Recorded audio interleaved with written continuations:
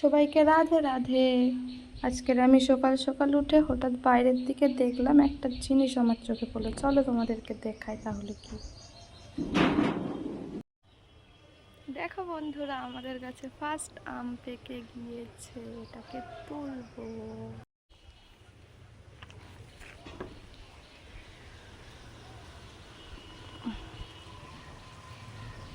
চলো তাহলে আমটা আমরা এবার তুলে ফেলি।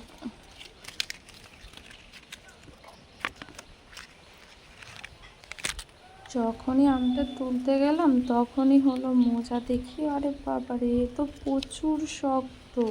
আমটা বোটা থেকে ছাড়ছেই না, রীতিমতো আমি তাকে জোর করে পারলাম আমটাকে। কেননা এই আমটা না পেকে নরম হয়ে গেলে একদম ভালো খেতে লাগে না। এই আমটা একটু শক্ত শক্ত থাকলেই বেশি ভালো খেতে লাগে আমটা। আর এই আমটার জাতটাই এইরকম। যাই হোক, গাছের প্রথম ফল আগে রাত মধু।